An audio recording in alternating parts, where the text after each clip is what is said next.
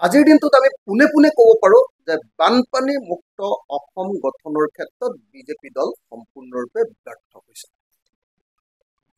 বিজেপিৰ আটাইতকৈ ডাঙৰ প্ৰতিশ্ৰুতি বানপানী মুক্ত অসম, সেই প্ৰতিশ্ৰুতি পূৰণ কৰাত ব্যৰ্থ হোৱাই নহয়, বানপানীক লৈ তেওঁলোকৰ কেন্দ্ৰীয় নেতা, কেন্দ্ৰীয় গৃহমন্ত্ৰী অমিত শ্বাহে অসমৰ মানুহক সম্পূৰ্ণৰূপে তাচ্ছিল্য কৰা আমি দেখিলোঁ। আজি অমিত শ্বাহে যি বক্তব্য প্ৰদান কৰিছে যে অসমৰ বানপানী 50টা পুখুৰী খান্দি নিয়ন্ত্ৰণ কৰিব পৰা যায়, এইটোৱে প্ৰমাণিত কৰিছে যে কেন্দ্ৰীয় চৰকাৰ এখনৰ অসমৰ বানপানী সম্পৰ্কে ন্যূনতম জ্ঞান কোনো নাই। এতিয়ালৈকে অসমৰ বানপানী সম্পৰ্কে তেওঁলোকে সামান্যতম কাম কাজো আৰম্ভ কৰা নাই, গৱেষণা আৰম্ভ কৰা নাই, খবৰ খাতি ৰখা নাই, যাৰ কাৰণত অসমৰ এটা ভয়াৱহ, গোটেই পৃথিৱীৰ ভিতৰতে এটা ভয়াৱহ প্ৰাকৃতিক দুৰ্যোগ অসমৰ বানপানী আৰু গৰাখহনীয়া।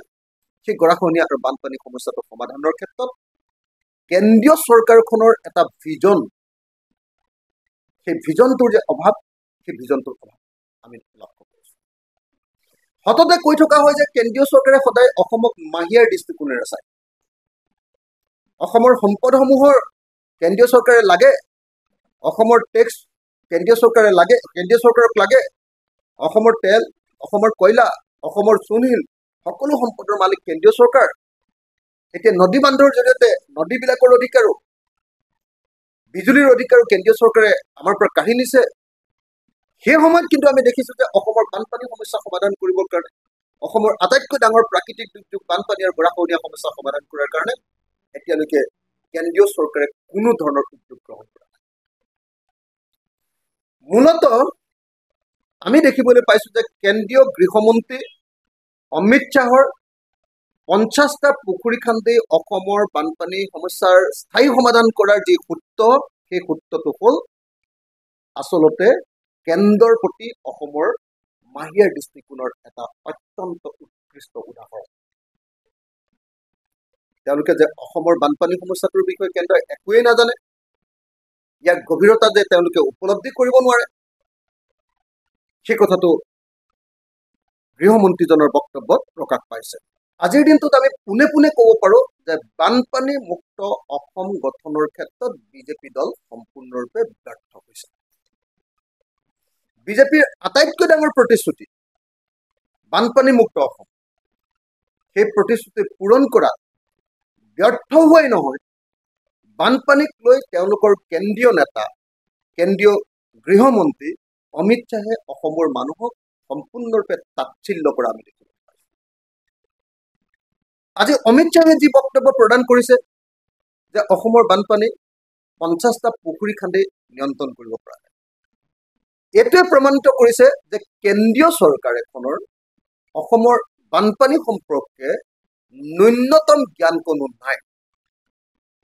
এতিয়ালৈকে অসমৰ বানপানী সম্পৰ্কে তেওঁলোকে সামান্যতম কাম কাজো আৰম্ভ কৰা নাই, গৱেষণা আৰম্ভ কৰা নাই, খবৰ খাতি ৰখা নাই, যাৰ কাৰণত অসমৰ এটা ভয়াৱহ, গোটেই পৃথিৱীৰ ভিতৰতে এটা ভয়াৱহ প্ৰাকৃতিক দুৰ্যোগ অসমৰ বানপানী আৰু গৰাখহনীয়া।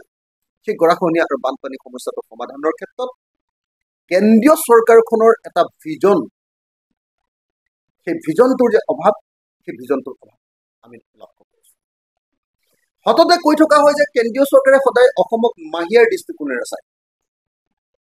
অসমৰ সম্পদসমূহৰ কেন্দ্ৰীয় চৰকাৰে লাগে, অসমৰ টেক্স কেন্দ্ৰীয় চৰকাৰে লাগে, কেন্দ্ৰীয় চৰকাৰক লাগে, অসমৰ তেল, অসমৰ কয়লা, অসমৰ চূণশিল সকলো সম্পদৰ মালিক কেন্দ্ৰীয় চৰকাৰ। এতিয়া নদী বান্ধৰ জৰিয়তে নদীবিলাকৰ অধিকাৰো, বিজুলীৰ অধিকাৰো কেন্দ্ৰীয় চৰকাৰে আমাৰ পৰা কাঢ়ি নিছে।